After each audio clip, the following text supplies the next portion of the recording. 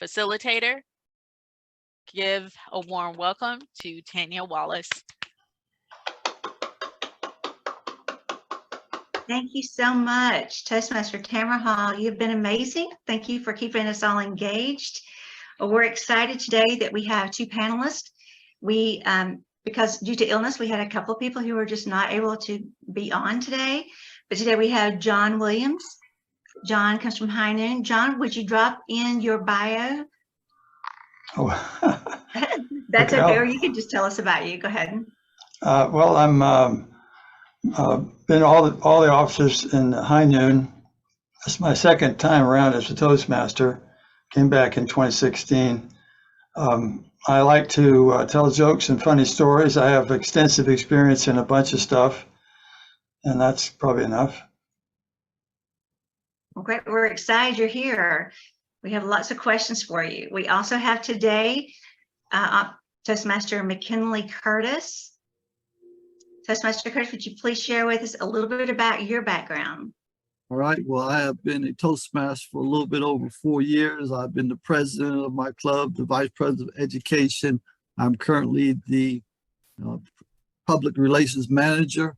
I love being able to be engaged. I'm also a Maxwell leadership trainer and coach and mentor. So I'm glad to be part of this great group.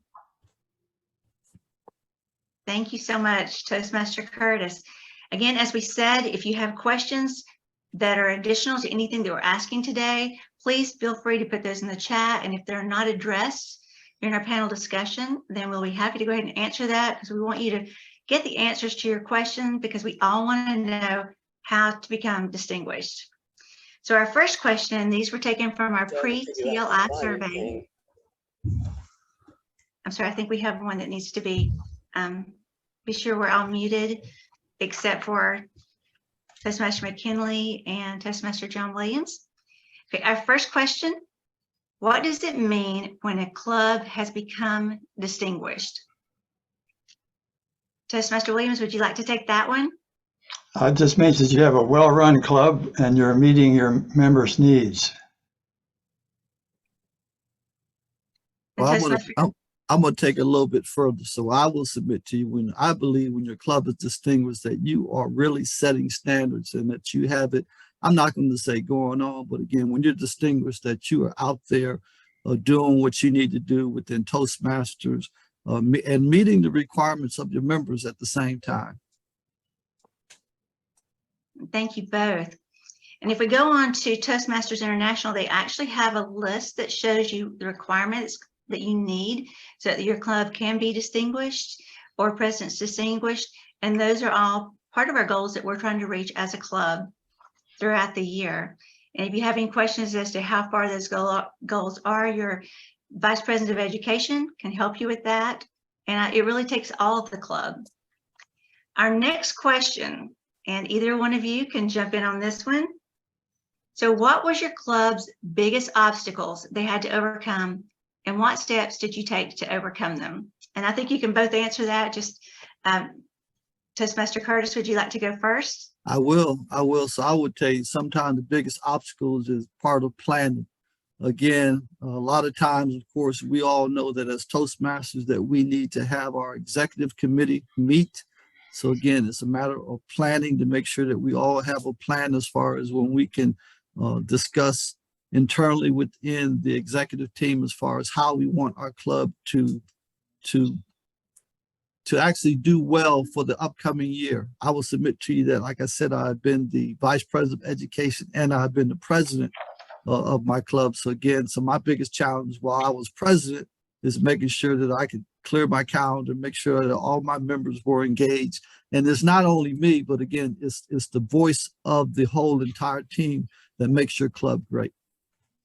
So again, it's a matter of programming that time and then having those executive committee members meetings in a timely manner. Thank you. That's great advice. John, what would you recommend that your obstacles that you have had to overcome, and what steps did you take to overcome them? Not having 20 members is the biggest obstacle. We always got quite a few of the points, but you have to have 20 members in order to get distinguished recognition. So we worked on that by becoming entrepreneurial. We like to think like a business. We create a business plan. We overhaul everything: advertising, a snappy, fun, well-planned meeting, new member orientation, praise accomplishments, a newsletter and a messenger group, non-meeting meetups, and burnout preventions. It takes time and effort. It doesn't happen overnight, but it's worthwhile and it works. I like just to highlight something that John said about having the 20 members again, because part of being a great club and being a distinguished club is having your members engaged and being able to maintain that 20 members. So I will submit to you that for my 4 years that I've been in VA Voices, so shout out to VA Voices, we have maintained our membership of 20 members, and that means having fun meetings. And I will submit to you that the pandemic really has helped us, because what we try to do is tell people that this is their happy hour. So when you come into our meeting, we want you to leave everything behind and then focus on what we can do to somewhat say, how can I be happy during this period of time while we're having our meeting as well. And as far as what John was talking about, the members, it's really important making sure that you keep your members engaged and make it interesting for them. We just had within our club a specific theme meeting. So again, theme meetings are also very important for your clubs. Back to you, Tanya. Thank you. Those are great information. I'm making lots of notes over here on my side, and I'm sure everyone is as well. The next question, and this one is: getting visitors to become members has been such a challenge for our club. And this came from one of our officers. What has your club done that has been successful in this area on getting the visitors to become members? John? Tanya, one of the things that maybe a lot of people don't realize is that not every guest that comes to your meeting is going to become a member. Salespeople have the concept of a sales funnel. For every 10 people that enter the sales funnel at the top, 1 or 2 drop out as members at the bottom, and the rest of them, they don't become part of your club. That's normal. Don't obsess or don't get frustrated or whatever. If everybody doesn't become a member, it's just not going to happen. And I would say that in addition to that, make your service attractive. I think of the club and Toastmasters as a service, especially the meetings, and then ask them to join. I think those are some great points that John brought about. Of course, many of us know what happens early on in September. We have the Smedley Award. Part of that is bringing, and that is probably when our biggest, you might say, I'm going to say challenge, but we ask individuals in the club, make sure you bring someone to the meeting as well. So we start off early on during the Smedley for those 2 months to make sure that we bring members in. And so just like John said, and we always tell people, come back, right? So again, you've got to be able to leave your doors wide open to make sure that individuals know that they're welcome. At the same time, they can come to your club anytime. But again, as they come and visit your club, you want to make sure that they're coming for a reason. You want, just like I said, we talk about this is a happy hour. So again, and every time that we have our meeting, we always get rave reviews from people that are there, because we try to make every meeting interesting. But again, the Smedley, when we have the Smedley Award, where we tell people to really bring someone in each time we have a meeting, that has really worked well for us. So I don't know about the other clubs, but again, that's where we somewhat grab our members to help other folks to becoming a part of our club. Thank you. Great information. Again, taking more notes. So one of the other questions that we had come in, and this came in and it was asked several times. For the clubs that have been distinguished for a while, how have you kept your club on track year after year? And we know that we've all been through a lot of changes over the last couple of years. So during that time, how were you able to keep your club distinguished during that time whenever there was a lot of transition?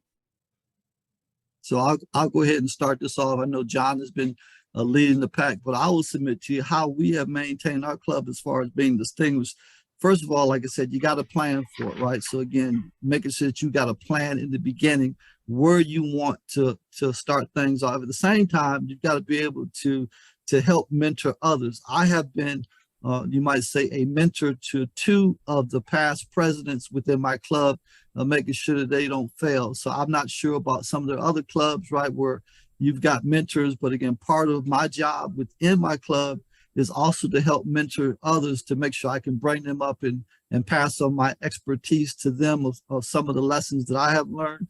But at the same time is ensuring that at the beginning of the year, you're setting standards. And again, part of that district success plan, club success plan, that is where you're really taking charge and making sure that you can maintain and do what you need to do for the entire year. You've got to go back every now and then and relook at it as well. I like that. John? To keep it going, you just need to keep following your business plan. Our business plan covers 2 things, mainly advertising and the service, what we call the service, which is the complete package of what you get when you become a member. Advertising, we sell Toastmasters and the club comprehensively on our search engine optimized website. We have a Google business profile. We advertise on Eventbrite, both local and online audiences. We have an updated listing on Find a Club. And when we have inquiries, we answer them promptly. When we have visitors, we thank them promptly. After they leave, we send them a thank you note. I have templates that we use for standard interactions with people, so it's easy and simple. We have visitor inquiries or thanks for visiting, how to join and welcome new member. And when we get a new member, during the new member orientation, I get them to fill in their member bio on our website so that we have a lot of folks that from prospects can come and look at our website and say, hey, look at all these people that are already members. And hey, that guy's just like me, or that lady's just like me. I think I'll join this club. We also have, we're virtual now. I don't want to hog this, but I got a lot of stuff I want to say if you like. Oh, we want to hear it. McKenna, you want to jump in and add a little flavor first before I go on? Go ahead, John, and I'll follow up with you. Go ahead, do your thing. All right, okay. We went to virtual when the COVID came along. We were in person before, but we managed to stay President's Distinguished throughout. Virtual really works well for us. Several members and lots of our guests live in other states or countries. It's convenient. You don't have to commute, half an hour to get there and half an hour to go back home. Recent additions to the club have actually said that's why they joined, because it is virtual. Also, the percentage of our membership that shows up to a meeting is frequently higher than it was back when we were in person. I guess it's just easier to get there. And we have a long pre and post meeting chat session or welcome session, so we can get to know each other and answer questions from guests and so forth, and not just have a strict 1 hour limit on the meeting. And also, quality control of virtual is easier. As the VPE, I create the agenda every week, and so we make sure that we have a tight agenda that pretty much works each week. We don't have to depend on the Toastmaster of the day maybe showing up with the agendas and maybe not. We don't have disasters every week. It's rarely that we have a problem. McKinley, you step in and add some color here. So I will tell you that everything that you have said, John, that we are doing in the VA Voices, I specifically for last year and this year, I am responsible for sending out the agenda. I normally send that out every Monday. Our meeting starts on Tuesday. I'm working hand in hand with our distinguished Toastmaster, Hattie Smith as well. So I have a great team that collaborates with me. We do a 7-week sign-up sheet. So again, individuals know in advance when they're going to be speaking. So again, we start that out. So for 7 weeks, they know exactly where we're at. And then I set another one out probably about at the end of that 7 week, just shy of that, to update that again. So again, then we also, just like you said, as far as being virtual, I got 3 members in the Bahamas, 1 in Oregon, 2 in Texas. We had some folks that were in Georgia, right? I live in, of course, Harvest. We got people in Bessemer, people in Birmingham, right? So we're all over the place as far as what we need to do, but also entertain them as well. So when we have our meetings, I normally log on about 20 minutes before the meeting starts at 5 o'clock, have some music playing, being able to make sure they know that someone is there waiting for them. And we just have a great time. And then like I also alluded to, where we have socials or our theme meetings. So the second, well, I won't even say the second, but the last Tuesday of on the even month. So again, it'll be February, April. We have specific theme meetings, and we have that. So we have an abbreviated meeting, and that's where we also invite guests to come to our socials. So again, we're always trying to be innovative and plan at the same time. So again, that's how we just maintain where we're at.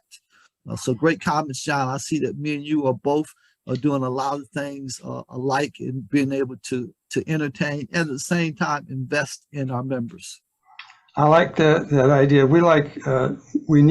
Everybody needs to have a snappy, fun meeting. We have some innovations since we went online. We use sound effects to simulate applause for the prepared speeches, and also awards at the end of the meeting for best evaluator and best table topics. We send chat messages after each prepared speech. Everybody in the club, everybody online in the meeting sends a chat message to the speaker after they present their speech, things they could do better, things they've done well. So it adds to the overall value of our evaluations. It's not just the dedicated evaluator, but everybody in the club gets involved. So I will also submit to you at the end of each meeting, for all those that are listening, at the end of each meeting, we also have our awards for those individuals that have presented for that evening. So then they get on the spot recognition, and anyone who is having a birthday throughout the month. Of course, Stevie Wonder is our theme song. So again, that we do a little shout out to those individuals by playing Happy Birthday. Of course, Happy Birthday to You by Stevie Wonder. Everyone likes that. So again, John, we're tracking the same way you are, brother. We have a theme for every meeting. So the Toastmaster chooses the theme for the week, and then I send it to Table Topics Master and the grammarian. Make the table topics match up with the theme, and then of course the Toastmaster's thought of the day is about the theme. Let me talk about new member orientation. I think it's really important. We do that with Zoom. And it covers getting to know him or her, the member interest survey, exposure to the club and Toastmasters websites, pathways and path selection, preparation for the induction ceremony, a mentor, connecting to the club messenger group, and stress on self-starting. So I also call it no pain, no gain. People need to realize that if they're going to get something out of this program, they have to put something in. You get what you put in. And before a new member tries a meeting role for the first time, the VPE sends them a how-to PDF and answers any questions, how we do it in our club. Awesome. McKinley? Sounds good. Go ahead. Go ahead, Tanya. This is great information. Let me ask you, this is something that some of our clubs are coming up against. And I love that you're showing us how to bring those members in, but what happens if you have a meeting and really no one shows up? Because that's sometimes happening in our clubs. Does it sound like that's happening in yours? Because you're doing a lot of, made a lot of notes there. You're doing a lot of marketing, advertising. But what has this ever happened to you, either of you, that you just not had anyone really show up? And what do you do then? Well, let me just say this. I will submit to you that, of course, we've got over 20 members that are assigned to our club at the minimum. I say again, at the minimum, and we have been blessed that we have had no less than 8 individuals sign up. Now, sometimes we're doing double duties, but we have always been able to make some things happen by individuals doing double roles, being able to be a little bit more transparent. I've had to do several roles. For example, when we have need an extra evaluator, so I can be a Toastmaster and evaluator. But again, part of that is also being able to help train our new members to be more responsive as well. And so within VA Voices, we are really blessed by having individuals who really want to step up. So part of it is having members who want to do what they need to do, being able to step up and just be more engaged. And I think that has been part of our success, where individuals really want to step up. When we ask them to do something, they're on it with no hesitation. Tanya, when I first joined our club, and we're in person, we did have meetings like that. 3 or 4 people showed up. We had to do, some of us had to do 3 roles. I found those meetings pretty energizing, because you get to try a whole bunch of stuff and make all kinds of mistakes, and nobody gets hurt. But in order to get away from that, you have to do what I was talking about earlier. You have to create a business plan that does all the right stuff that we were talking about earlier, so that you can get out of that. And that was the motivation. To get away from that, you need to do all these things. Become entrepreneurial, create a business plan, overhaul everything. Advertising, have a snappy, fun, well-planned meetings, new member orientation, praise accomplishments, have a newsletter and a messenger group, non-meeting meetups, burnout prevention. I haven't talked about that yet. And it takes time and effort, but it's worth it. You know, I recommend that you find 1 or 2 people in your club who are retired, who love Toastmasters, and have all the time in the world, so they can put their time into this stuff. That was the magic of ours. So John brought up something, and I don't know if this is on your list of questions to ask Tanya about new member orientation. So I will submit to you, and like I said, I have to give hats off to distinguished Toastmaster Hattie Smith, who is a great mentor for many of our club members. But again, each of us are have members that we mentor. And again, when we bring individuals on, when they sign up, within that first 10 days that we do our new member orientation, where it takes about 1.5 hours to go through the entire Toastmasters, you say a litany of things that they need to do. We have specific scripts that we use, as well as far as when we tell them that we need them to be, for example, the word of the day, we get them engaged and say, okay, now that you're a new member, we want you at least to do 3 duties 3 times in a row, whether it be the invocation, you do that 3 times in a row, whether it be the word of the day, you do that 3 times in a row, right? So again, something that was easy, so they feel comfortable being able to do. But again, part of that new member membership and orientation is very key into making sure that you get individuals engaged in what they need to do for your club as well. So John brings up a good point in that aspect. Thank you. So the onboarding, and I love that. These are all great tips. In fact, what I may do, and this is over with, if it's okay with the 2 of you, I'm going to reach out to you after this and see if we can sort of compile this list and put it to where it's available, even with our McKinley, if you could put it into our newsletter, because this is such great advice. I've made so many notes. Yeah, I know we've missed a lot. And I love the fact that some of these questions you're addressing before I've even had a chance to answer them. So I have a PDF of our complete business plan, all the stuff I've said and more, so I can send that to you. Perfect. Thank you so much. One of our other challenges that they've had is whenever they do have members who come in, and you were just talking about this, McKinley, and John, I heard you mention it earlier, when the members come in to get them involved, but what if the members are resistant? What have you done that's helped overcome that? So we have members who they want to be part of the club, they know they need to be there, yet once they've got their membership, they don't jump in, they won't do their icebreakers. How have you overcome that obstacle? Well, I would tell you that is a challenge, because you have some individuals who are shy. But again, just like John alluded to the fact that we also tell them this is where all your mistakes can be made, right there within the club. So again, your lessons are learned. I tell them all the time, I'm not perfect, right? But again, once they see individuals constantly doing specific things each week, and again, some clubs, of course, meet twice a month. Of course, our club meets every Tuesday. So, we get 5 times or 4 times a month to be able to make those same mistakes in front of each other, to train in front of each other, to do the same things, to make sure that they get engaged. So again, and then again, it's also part of the mentors being able to say, hey, right, you need to come on now, you need to do your icebreaker. And then I think once that ice is broken, and once they get an opportunity to see, it's not that hard, right? Again, it's really easy to when I don't want to use the word easy, but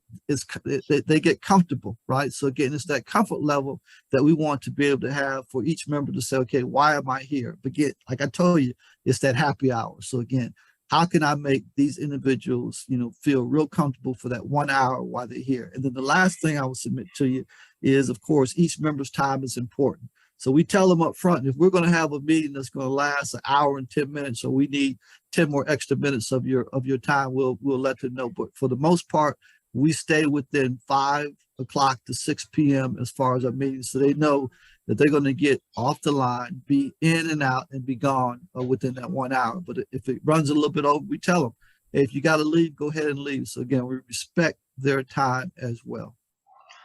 On the timing thing, we start our meetings, the lunch hour meeting at 11:30 with the welcoming session. The official formal part of the meeting starts at 12. So anybody can show up early, guests, existing members, and we can chit chat and explain things. And then after the meeting at 1, we have more chit chat as well as sign up for next week. But as far as getting that first time member to give their icebreaker in the new member orientation, we say, one of the first things we do is say, your next assignment, besides learning immediate roles, is to give your icebreaker. And we encourage them. The mentor can encourage them. The vice president of education can encourage them. And then praise folks, show how we praise everybody when they accomplish something in the meeting. And they've been in the meeting a couple of times, 3 times. They're getting a feel for how friendly and fun the meeting is. And they lose a little bit of their inhibition enough that they'll try it. I don't think we've had any trouble getting somebody who's already joined to actually give their icebreaker. I guess because we do all this stuff, it happens. So Tanya and John, I will submit to you that one of the things that we do within our club, of course, I will not evaluate anyone who I'm a mentor. So that means that if you are giving your icebreaker, I'm going to listen to if I am your mentor, I'm going to listen to your icebreaker before you even give it to the club, right? I'm going to spend time with you, making sure that you're comfortable giving and give you some tips. And then when it comes time for you giving your icebreaker, I'm just part of the member of the club that's listening. At the same time, I can also come back to you and tell you, okay, this is how I saw it. This is what, we can do at the end, but I'm only going to give you those tips after someone else is evaluating you. But I would never evaluate anyone that I am mentoring within my club, right? So again, and that's because I am taking my time. Same thing with distinguished Toastmaster Hattie Smith.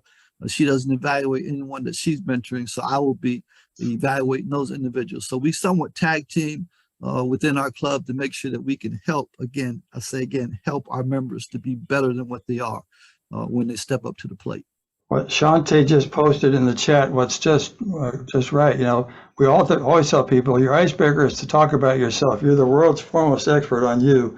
No research required. You got to just cut it down to 4 to 6 minutes. Absolutely. Also, I show during the new member orientation, actually on our website, one of the pages is Welcome New Member page, and it has all kinds of information about the club and Toastmasters. And one of the links is to YouTube, so you can watch other people have given icebreakers. You see, I'm not the only one that's going to do this.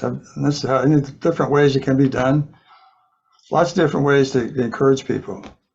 So before we run out of time, I have to tell you, Tanya and John, that one of the things that I have seen within the last year that members of our club have been stepping up, of course, being able to push things out on Facebook. We've got individuals engaged as far as their projects. So as they get more engaged, they're looking for projects to do. Of course, we have the VA Voices Toastmasters Facebook page. We, at every meeting, we tell individuals go out there, like and subscribe. And I will submit to you, if you was to go out and look for VA Voices, you'll see that we are actually doing a few things out there. I'm not doing anything. It's the individuals who are posting, making things happen. So our vice president of membership, our vice president of public relations, those individuals are collaborating. So I see a lot of great collaboration going on with. Somebody froze. McKinley, did you pay your utility bill? Oh, there you go. There you go. You froze for just a moment there, McKinley. All right, okay, I don't know. Just on the very end. This is Okay. the very end wrap up. Let me throw in one other thing here. Newsletters, I think, are really valuable. We have a weekly newsletter. Of course, our meetings are weekly. So I send out a newsletter that tells everybody what's coming up for next week, what happened this week, and I talk a little bit about each speech, show a picture of the club. We said, by the way, at the very beginning, before we introduce the Toastmasters, I say, everybody smile, everybody look at the camera and smile. And this is going on Facebook, and then so I send that picture along with the description of what happened, and also things that they could, like there's a video, several new videos from Toastmasters by the world champion of public speaking of 2018, and I've been putting those in there, one each week. I add little stuff in the newsletter like that. The newsletter is really good for people who don't come every meeting. They miss a meeting. They can see, hey, they can still stay engaged. They still know what's going on. They see the people who are there. They see the new members, so that they stay engaged. I think that's very helpful. I love this. Has been so much great information. I was going to try to highlight some of the things we talked about, but instead of doing that, let me ask a question real quickly. Does anyone else have questions that have not been answered today? You can either just raise your hand or just put it in the chat, either one. Carla, you need to send me your email address so I can send you a copy of my newsletter. Put your email address in the chat. Okay. There we go. But looking over all the questions, I will say this, every single question that was asked, you answered it. Some of them, I already just checked them off, but some of the highlights that I had here was if you are reaching out and you're having a difficult time, having people show up to your meetings, then John and McKinley both have things that they've done for their clubs. They're going to share that, put that into, I guess, McKinley, with it go in our newsletter, the easiest way to reach out. So that will be coming soon. And there were so many great things on there. I just took a lot of notes, but if we're compiling it, they're following all those steps, doing follow-up. Some of the greatest things, and this is things that we probably even forget, is that ask them to join. That is one of the things that I heard both of you say several times. Make them feel welcome, make them feel engaged, get them plugged in. But right when they start visiting, ask them to join, and which was great. Well, at this portion of our meeting, let's see if there's any other questions that came in. I don't see others. We have 2 minutes left. Would either of you like to add anything else before we turn it back over to Toastmaster Tamara Hall?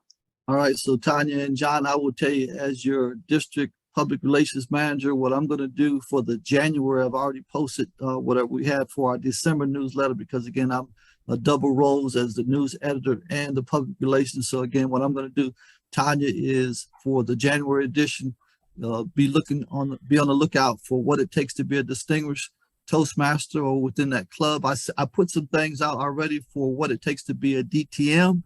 So now I'm going to change the script for January and talk about the club. So I will definitely post that for the January newsletter. And it's been an honor and privilege to be part of this panel. And now I'll return control to John for his comments. McKinley, I echo those remarks, and I appreciate this opportunity. I got motivated to flesh out our business plan, explain it so that I could explain it to you guys, and so it's been real helpful to me. I also enjoyed being here. Thank you very much. Well, thank you both. It's been so informative. I know that all the officers here have enjoyed this. I know I have. And I saw that Shantae actually put in one of our first questions. So if you weren't sure what those goals would be that we need to reach, so it's the 10 DCP goals and the 1 to 5 educational goals and membership requirements. And we can find this on Toastmasters International. And both of you, thank you so much. You brought a wealth of experience and things that you've done, and we just appreciate you sharing it with us today. I'll give you a big hand. I know everyone here appreciates it. At this time, we'll turn it back over to Toastmaster Tamara Hall.